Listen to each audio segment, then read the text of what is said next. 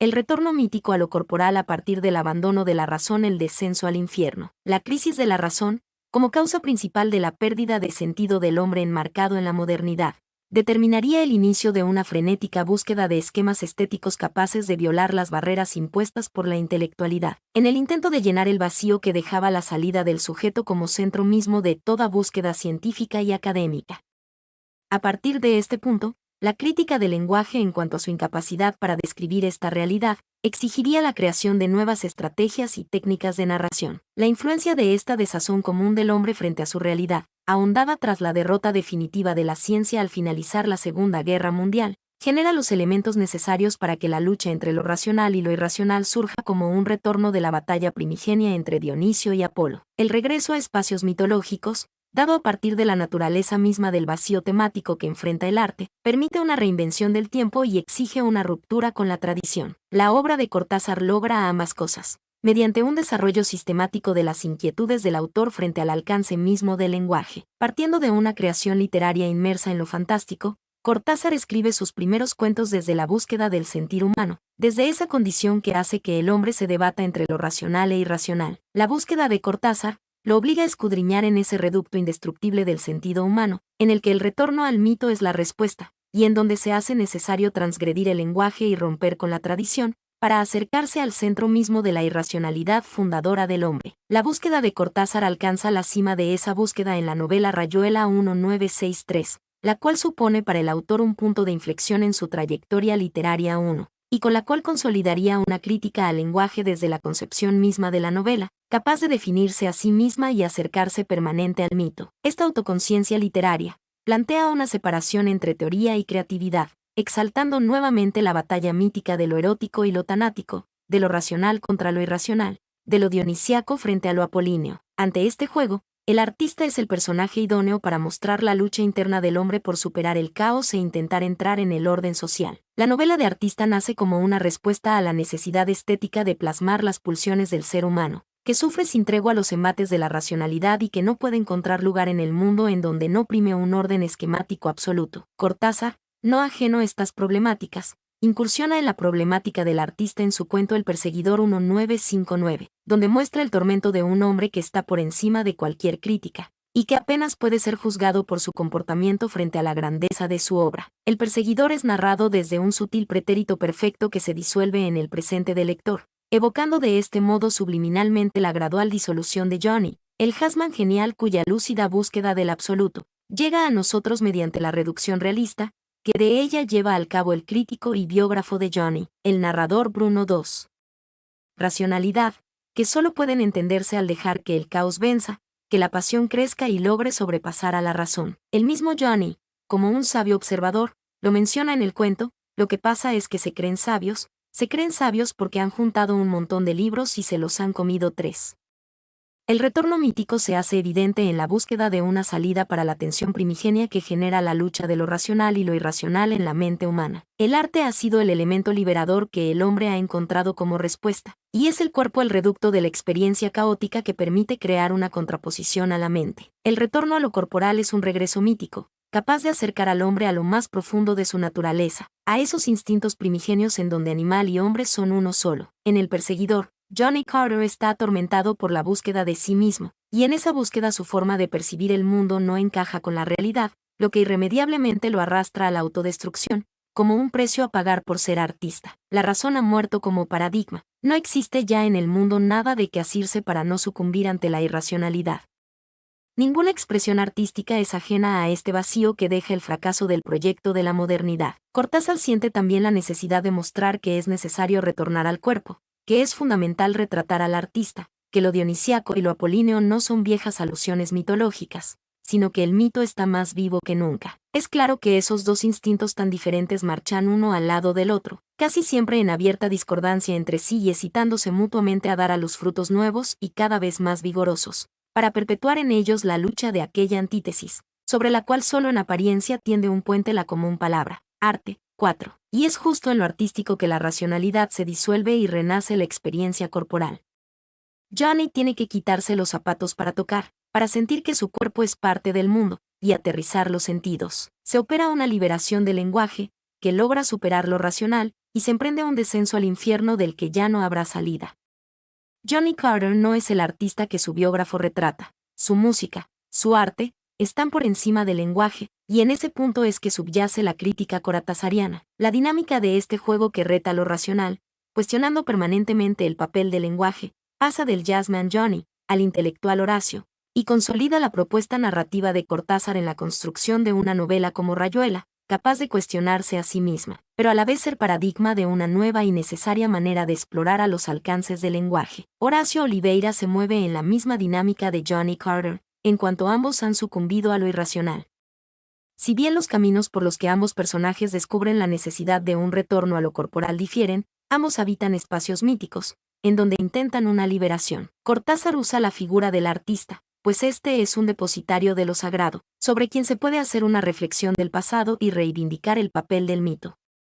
Las pasiones humanas no cambian, y el ser humano sigue siendo el individuo atormentado por el destino, títere de sus propios designios, esclavo de su excesiva racionalidad. Los personajes de Rayuela son los representantes arquetípicos de la crisis de la modernidad.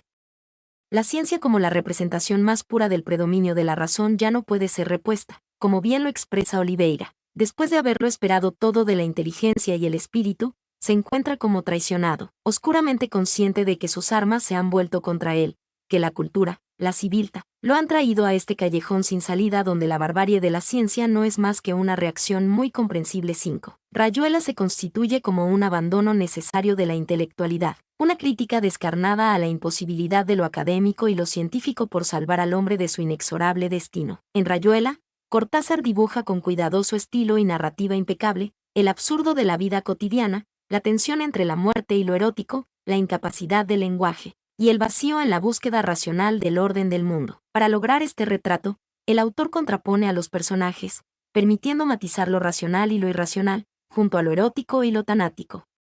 La muerte y el deseo recorren la novela, que se centra en la búsqueda de ese instinto básico, de esa fuerza interior, de una pulsión creadora, en la búsqueda de la maga. Desde el comienzo de la novela se advierte sobre la necesidad de encontrar ese deseo interior que va a estar representado en el personaje femenino de Lucía. La novela comienza con la pregunta, ¿encontraría a la maga? 6. La búsqueda incesante de la maga, como esa necesidad insuperable de encontrar sentido a la vida, van a obligar a Oliveira a reencontrarse consigo mismo, a retornar a su corporalidad abandonando su intelectualidad. Y solo de esa forma será posible la expiación de los pecados. La muerte de Rocamadour es entonces la muerte de la racionalidad, pero es a la vez la muerte de la niñez, que paradójicamente es la que nos enfrenta a asumir el sistema racional sobre el que opera el mundo. Bajo este esquema, la intelectualidad y su importancia académica es cuestionada permanentemente en la novela. La razón te saca un boletín especial. Te arma el primer silogismo de una cadena que no te lleva a ninguna parte como no sea a un diploma 7. La muerte de lo racional parece dejar sin fundamento a Oliveira, quien trata de huir de la evidencia de tan abrumador suceso, como en un intento por escapar de la verdad y de la insalvable necesidad de asumir que el hombre está solo frente a su propia esencia destructiva, y que no existe ninguna lógica racional que lo evite. En Rayuela aparecen varios indicios de que hay un orden que no está funcionando correctamente. Oliveira es el antihéroe de una serie de sucesos que se le vienen encima,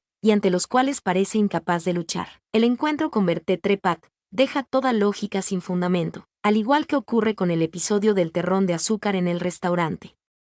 Todo carece de sentido, todo parece un juego del que no se da por enterado Oliveira, y en el cual su racionalidad e intelectualidad no le sirven de nada. Ya él mismo lo había dicho, y ahí está el gran problema, saber si lo que llamás la especie ha caminado hacia adelante o si, como le parecía a Clages, creo, en un momento dado agarró por una vía falsa 8 la evidencia de que hay un orden que no puede ser entendido, de que hay fuerzas más allá de lo inteligible, deja a Oliveira sin argumentos, y lo acerca irremediablemente a la maga que opera como un reflejo de todo lo que no puede expresar Horacio, pero que está en el fondo de su humanidad. Sin embargo, para el protagonista es inconcebible que cualquier esquema esté por encima de su intelectualidad, y prefiere huir, antes que enfrentar que la búsqueda de sentido en su vida esté fundamentada en algo que no pueda intelectualizar. La muerte de Rocamadour juega un papel de peripecia, cambiando el orden completo de la novela, y obligando a Horacio a buscarse a sí mismo fuera del orden mismo de la razón, que tiene su meca justo en el París que abandonará Oliveira. La expiación de la culpa de Oliveira por el abandono de su propio sentir humano, de su corporalidad,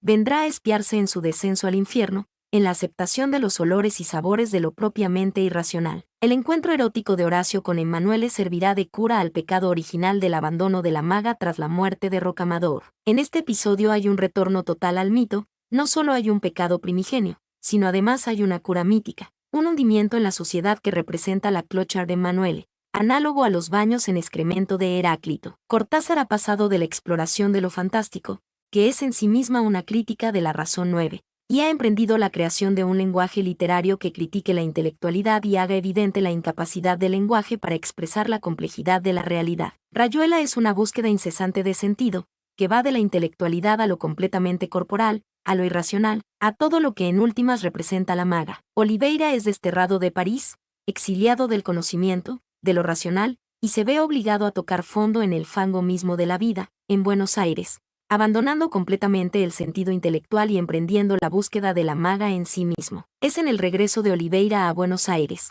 que la crítica del lenguaje emprendida en los capítulos prescindibles de la novela cobra sentido.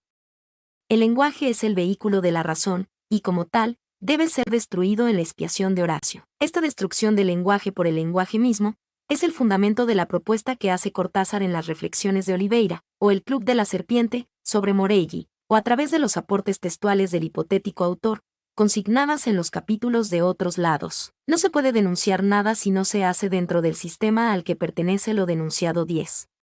El lenguaje necesita de construirse a partir de sí mismo, pero este tipo de meta-reflexión sobre la racionalidad plantea otra paradoja, pues quizás el fracaso de Oliveira, en principio, está en tratar de desprenderse de la intelectualidad desde la intelectualidad. Se exige el retorno al cuerpo como única solución al problema. El retorno al sentido humano contrapuesto al poder de la razón y más allá de la tortura ética de saberse ligado a una raza o por lo menos a un pueblo y una lengua 11. Se supera el lenguaje, y se entra en lo simbólico, en una estética de los sentidos, que no puede ser entendida sino a través del cuerpo. La liberación de Oliveira se dará mediante un descenso al infierno, similar al de Johnny Carter, en donde la autodestrucción no será física, como en el cuento del Hasman, sino mental. El sacrificio de la intelectualidad para expiar el pecado del abandono de lo corporal, arrastrará a Oliveira a la locura, quien al igual que ocurre con el profesor quien en la magistral obra de Canetti, elegirá la autodestrucción, tras ser burlado por un mundo que no puede comprender, y con el que no vale la pena compartir el conocimiento. Hay una disolución del yo en la búsqueda de Oliveira,